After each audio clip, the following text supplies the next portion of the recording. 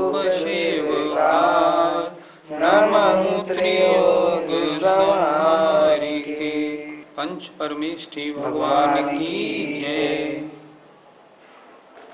छह ढाला की दूसरी ढाल में अभी तक अग्रहित मिथ्या दर्शन, मिथ्या ज्ञान, मिथ्या चारित्र का स्वरूप हुआ। अब गृहीत मिथ्या दर्शन, मिथ्या ज्ञान, मिथ्या चारित्र की चर्चा होगी। तो सबसे पहले गृहीत मिथ्या दर्शन को हमें बड़े ध्यान से सुनना है।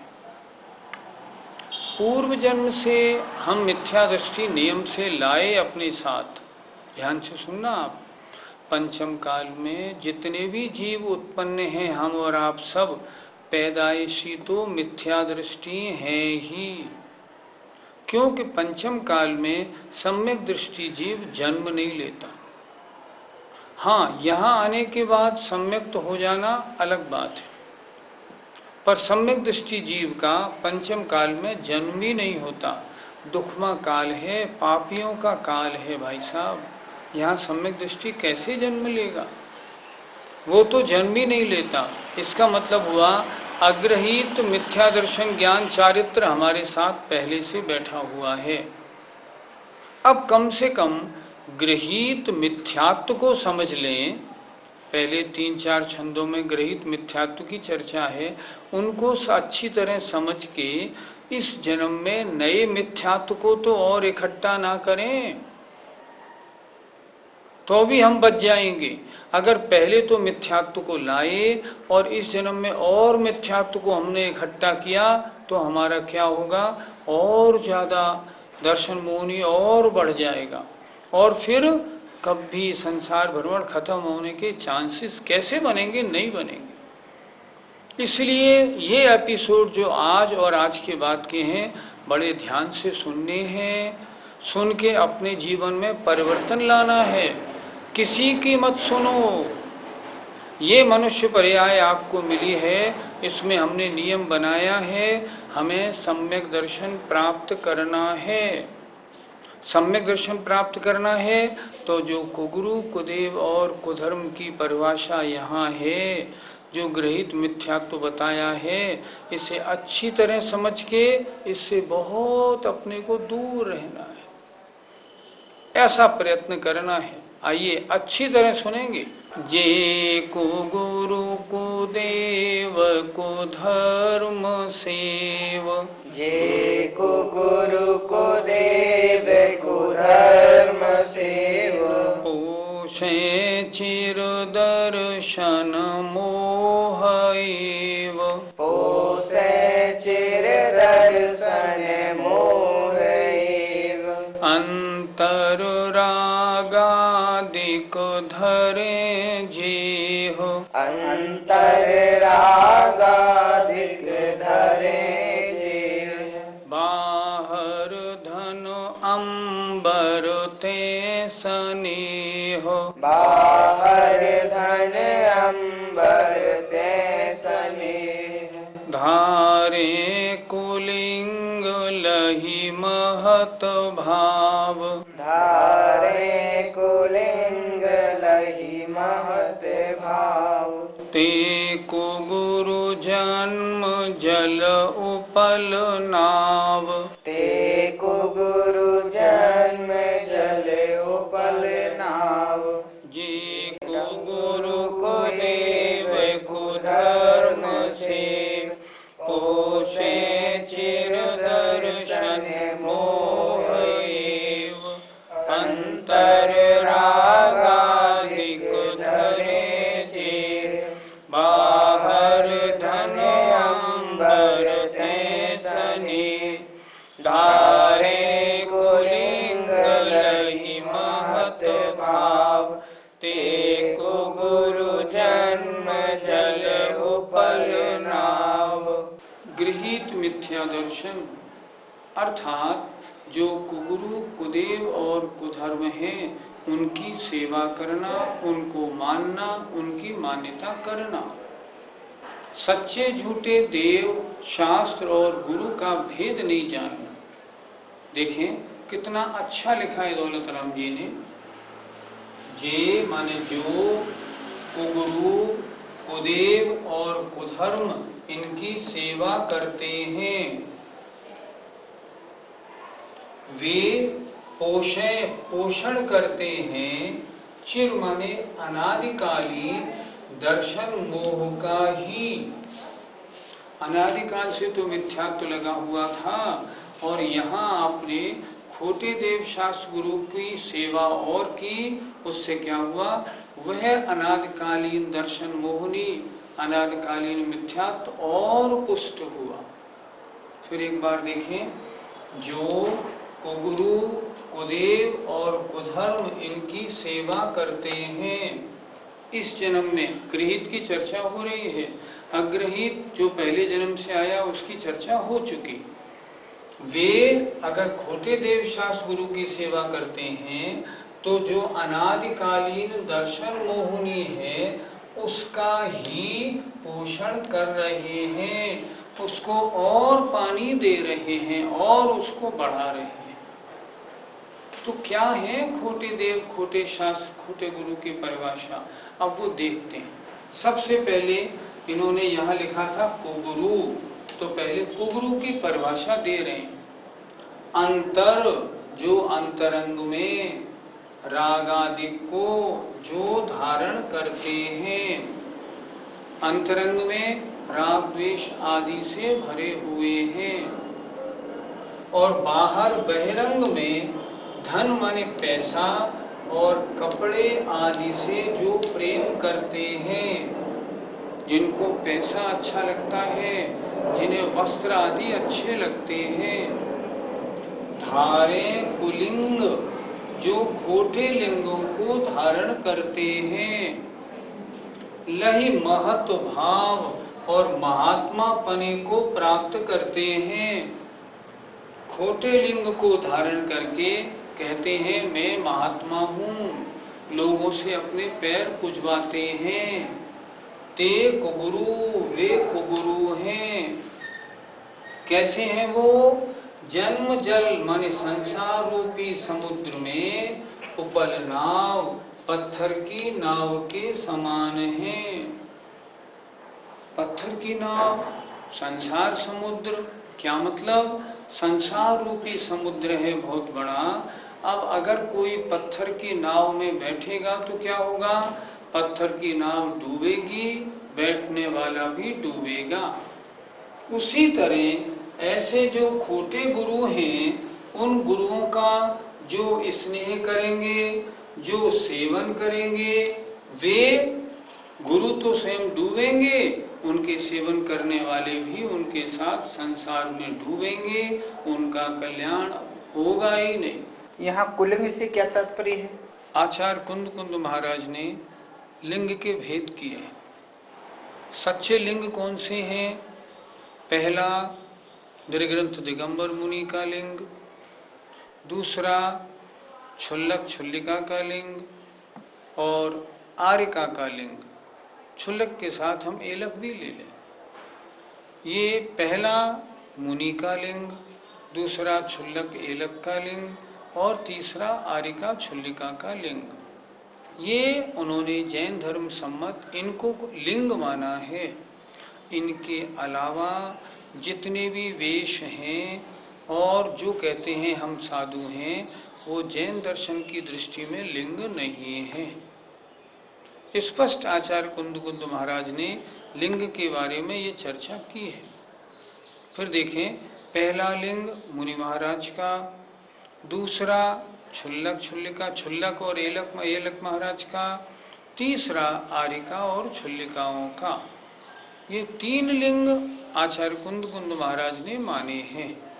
इनके अलावा और जितने भी लिंग हैं जैन दर्शन के अनुसार वे लिंग की दृष्टि में लिंग नहीं है।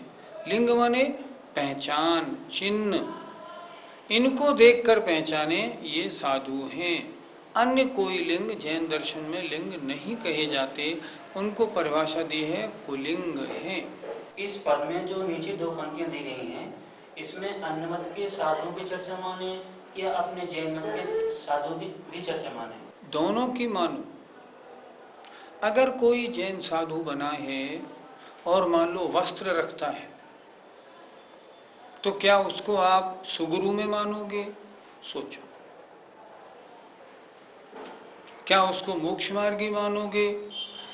आचार्य कुंद कुंद महाराज लिख रहे हैं, णग्गो ही मोक्ष मग्गो, नग्नता ही मोक्ष मार्ग है। जो वस्त्र सहित साधु है वो पूजनीय है ही नहीं। नग्गो ही मोक्ष मग्गो, उन्होंने कहा मोक्ष मार्गी कौन है? जो नग्न है। अब जो वस्त्र सहित हो और जैन साधु हो और वो कहे मैं जैन साधु हूँ, आचार्य हूँ, कैसे मानेंगे? सोचो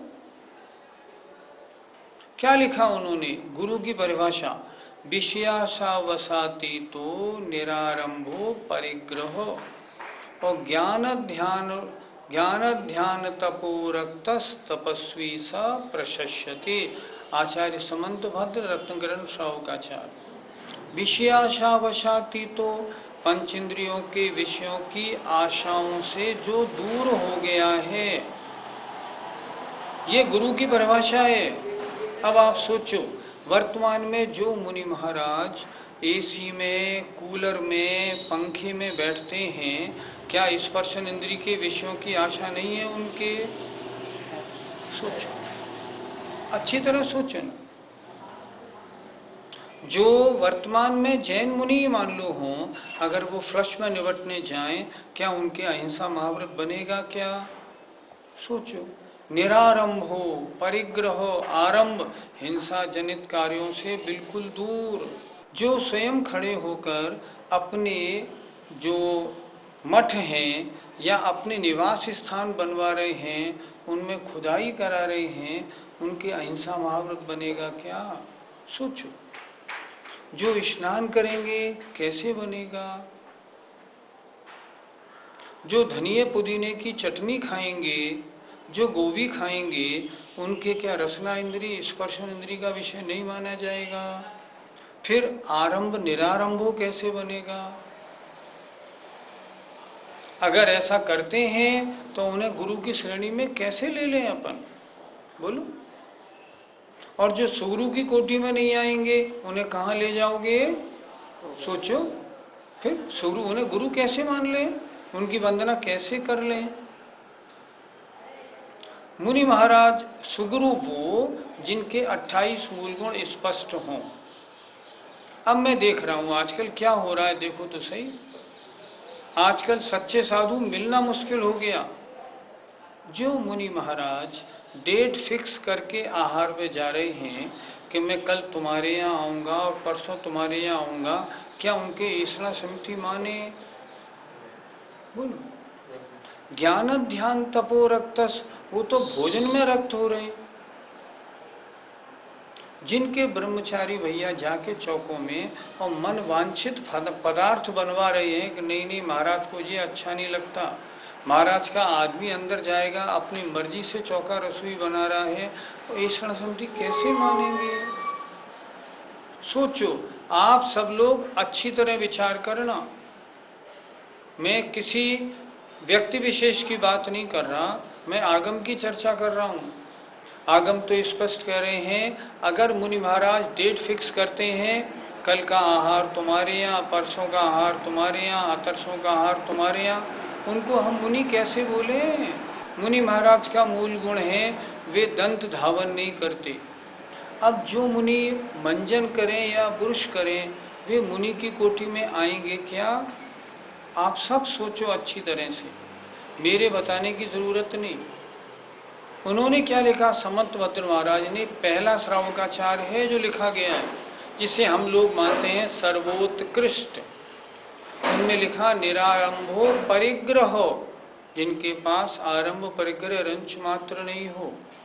अब जिनके पास मोबाइल है, जिनके पास लैपटॉप है, जिनके पास कंप्यूटर हैं, उनको क्या हम परिग्रह रहित मान लें? सोचो। आप सब विचार करो, मोबाइल है, परिग्रह रहित कैसे हैं? मूलाचार में स्पष्ट लिखा है, मुनि महाराज अपने पास कोई भी वस्तु ऐसी ना रखें जो किसी गृहस्थ के काम में आने वाली हो। अब मोबाइल रखा है और वो भी 10,000, 20,000, 50,000 का, कैसे चलेगी बात। चश्मे हैं, एक नहीं, 2-2, 4-4, 6-6 और 20-20, 40-40 हज़ार रुपये के चश्मे हैं। कैसे सुगरू की, क्या इनको परिग्रह नहीं माना जाएगा। उनके साथ में गाड़ियां चल रही हैं, नौकर लगे हैं उनकी व्यवस्था में, 20-20, 40-40 नौकर उनकी व्यवस्था देख रहे हैं। क्या वो नौकर जो हैं, क्या दासीदास परिग्रह में नहीं आएंगे। सोचने का विषय, विषय आलोचना का नहीं, विषय निंदा का नहीं, विषय चिंतन का है। और सुनिए ध्यान से, अगर आप लोगों ने नहीं सोचा और एक कड़ा स्टेप नहीं लिया तो दिगंबर साधु दुर्लभ हो जाएगा। इस पंचम काल में देखने को नहीं मिलेंगे। आप खुद सोचो, अपने को क्या देखना है, आगम क्या कहता है और वर्तमान में हो क्या रहा है। जो आगम के अनुसार साधु किसे कहते हैं, 28 मूल गुण का धारी हो। अब 28 मूल गुण में 2, 4, 5, 7, 10 मूल गुणों का अता पता नहीं, उनकी क्या चर्चा करें अपन। 28 मूल गुणों में मुख्य मूल गुण तो एक है, अहिंसा महाव्रत। अब जिनकी अहिंसा महाव्रत का अता पता नहीं, कैसे बात करें। जो मुनि महाराज रात्रि में 3-4 बजे चलते हों, अब वो क्या करें, कैसे बताएं उनको, मुनि कैसे माने, उनकी एरिया समिति बनेगी कैसे। बहुत सोचने का विषय। अगर आप किसी के मकान में अंदर ठहरेंगे, एसी रूम में ठहरेंगे, फ्लश में निपटने जाएंगे, कहाँ है मूल गुण। आपने गरम गरम रोटी अपने सामने बना के खाई, मुझे तो गरम रोटी पसंद है, मैं तो गरम रोटी खाता हूँ, गरम रोटी खा रहे हैं, अहिंसा महाव्रत कैसे। सोचो कैसे होगा। बहुत से आज मुनि महाराज सचित्त फल खाने लगे, अचित्त फलों में कोई स्वाद ही नहीं होता। क्या खाना अचित्त फलों का, हम तो सचित्त फल खाते हैं। हम तो कह देते हैं भैया सेब लो, उसे गर्म मत करो, यूं ही हमें खिला दो। कैसे बनेगी बात। इनके तो 5वीं प्रतिमा ही नहीं है, इन्हें मुनि कैसे मानेंगे। क्या लिखा, परिभाषा तो देखो ना। विषयाशा वशाती, तो पंच इंद्रियों के विषयों की आशाओं से जो रहित हो गए हैं, उनके ऊपर फूल वर्षा हो रही है और फूलों के ऊपर चल रहे हैं। ओहो, तरसीबों का घात हो रहा है। और हम कह रहे हैं अहिंसा महाव्रती महाराज हैं, निरारंभो परिग्रह। कैसे घटाएं परिभाषा, नहीं घटती। और नहीं घटती तो हम इन्हें गुरु कैसे माने, ये आप सबके सोचने का विषय। यदि हमारी नगरी में कोई मुनिराज आए और हमें दिखने में आ रहा है कि इनके मूल गुणों में 28 मूल गुणों में कमी है, उनकी चर्या ठीक नहीं है, फ्रेश होने के लिए फ्रेश लेटरिन वगैरह में जा रहे हैं, तो उनके साथ में कैसा व्यवहार करना चाहिए। आप ये प्रश्न मुझसे पूछने की बजाय आचार्य शांति सागर महाराज जी का जो जीवन चरित्र है उसमें इसका उत्तर पढ़ो। वर्तमान में सबसे बड़े आचार्य वो ही हुए। चारित्र चक्रवर्ती नाम का जो ग्रंथ है उसमें कितना स्पष्ट उन्होंने लिखा है। उन्होंने, एक श्रावक ने शांति सागर जी महाराज से पूछा, महाराज आजकल मुनियों में शिथिलाचार बढ़ने लगा है, अगर कोई शिथिलाचारी मुनि हमारे यहाँ आए तो हमको कैसा व्यवहार करना चाहिए। उन्होंने उत्तर दिया, उनको एकांत में समझाना चाहिए। श्रावक फिर बोला, महाराज समझाने पर भी नहीं समझें तो फिर हम क्या करें। तो उन्होंने स्पष्ट उत्तर दिया, आप पढ़ें चारित्र चक्रवर्ती ग्रंथ। मैं नहीं बोल रहा, आचार्य चारित्र चक्रवर्ती शांत सागर जी महाराज ने उत्तर दिया, उनकी उपेक्षा करनी चाहिए। उपेक्षा का मतलब, महाराज आपकी आप जानो, हम तो आपका कोई कार्य नहीं करेंगे। मैं एक प्रसंग आपको सुनाता हूँ। एक स्थान पर जाने को मैं मौका मिला, वहाँ 20-25 पीछियाँ थीं। उनमें एक महाराज के पास सिर्फ मोबाइल था, बाकी और किसी पे नहीं। सब लोगों ने जब सुबह आहार का समय हुआ 24 चौके लगे थे, 24 आदमी इकट्ठे हुए और उन एक मुनि महाराज के पास गए और उन मुनि महाराज से बोले, महाराज आपसे नम्र निवेदन है, इस मोबाइल को आप छोड़ दीजिए, साधु के पास ये परिग्रह क्यों? महाराज बोले, मेरे बड़ी काम की चीज़ है, मैं इसको नहीं छोड़ सकता। उन्होंने कहा, महाराज ये साधु का मूल गुण नहीं है, इससे दोष लगता है, आपकी साधना गड़बड़ हो रही है, इसको छोड़ें। बड़े विनीत भावों से, नम्रता से उन्होंने समझाया। साधु महाराज बोले, तुम कितनी बार कहो, मैं नहीं छोड़ूंगा। तो फिर सभी जितने वहाँ गए थे पड़गान वाले 24 चौकों के 24 लोगों ने हाथ जोड़ के निवेदन किया, ठीक है महाराज आप मत छोड़िए, आज हम आपका पड़गाहन नहीं करेंगे। ये मतलब होता है उनकी उपेक्षा करो। ये आचार्य शांत सागर जी महाराज की आज्ञा है, उनके जीवन चरित्र में आप पढ़ लो। और कुंद महाराज तो स्पष्ट ये कह रहे हैं, जो शिथिलाचारी साधु हैं उनकी अगर आपने सेवा की, परिचर्या की, उनकी व्यवस्था की, तो शिथिलाचार का पोषण करने का आपको भी महान दोष लगेगा। आचार्य कुंद महाराज ने और मूलाचारकार ने तो यहाँ तक लिख दिया, अगर तेरा दीक्षा देने वाला साधु भी अगर शिथिलाचारी है तो हे मुने उसकी भी वंदना मत कर। कितना साफ सुथरा लिखा है। हमारे पास ग्रंथ हैं, आचार्य कुंद महाराज, एलाचार्य महाराज का मूलाचार वट्टकेर स्वामी का, हमने क्यों नहीं पढ़ रहे हैं? और पढ़ रहे हैं तो भूल क्यों रहे हैं? इसलिए भूले नहीं, परेशान नहीं हो, घबराएं नहीं, लोग क्या कहेंगे चिंता नहीं करें। क्यों? आज अज्ञानियों का बाहुल्य है। अज्ञानी कितने परसेंट? 90%, 95% अज्ञानी हैं। उन्होंने शास्त्रों का स्वाध्याय कभी किया नहीं, वो जानते नहीं मुनि होना कैसा चाहिए, और उनकी बहुतायत है। उनके साथ हम अपने सम्यक्त को नष्ट कैसे करें, इसके बारे में अच्छी तरह विचार करना चाहिए। अपने सम्यक्त को हम इस चक्कर में होम नहीं कर सकते, इतना मजबूत रहना चाहिए। ये तो हमसे अच्छे होते हैं, फिर भी उनकी वंदना करने में हमें क्या आपत्ति है? आप कह रहे हैं हमसे तो अच्छे हैं, आपसे अच्छे कैसे हैं? देखो आचार्य कुंद महाराज कह रहे हैं, तत्तो पुर्जाए ऋग्गोदम। वो तो कह रहे हैं ये तो कैसे हैं, निगोद जाने के लिए योग्य हैं। जो शिथिलाचारी साधु हैं, थोड़ा बहुत परिग्रह भी अगर ग्रहण करते हैं तो आपसे अच्छे कैसे हो गए? बताओ तो सही। अगर आप श्रावक के जैसे, आप मान लो यहाँ पढ़ते हो, सुबह से शाम तक धर्माराधना करते हो, आप निगोद में क्यों जाओगे? तो वो आपसे अच्छे कैसे हो गए? केवल नग्न मुद्राएं तो हमसे अच्छे हो गए? ऐसे थोड़ी हो जाएंगे। जो उन्होंने व्रत लिए हैं, अगर उनके व्रतों का पालन नहीं करते हैं, कितना दोष, कितना पाप लगता है, देखो तो सही। शास्त्रों में स्पष्ट लिखा है, शिथिलाचारी साधु नरक और त्रिंच गति को प्राप्त करते हैं, शास्त्रों में खूब लिखा। और कुंद महाराज तो निगोद भेज रहे हैं, तो हमसे अच्छे कैसे कहलाते हैं? कभी कभी ऐसे महाराजों के पास जाओ तो वो कहते हैं, आजकल श्रावक भी तो श्रावक नहीं रहा, हम मुनियों को क्यों देखते हो, तुम्हारा काम तुम्हें देखना है, हमें देखने का नहीं। ऐसा कहीं नहीं, आचार्यों ने स्पष्ट लिखा है, देव शास्त्र गुरु की पहले परीक्षा करो फिर वंदना करो। सामने वाली मूर्ति परिग्रह सहित है, हम वंदना नहीं करेंगे।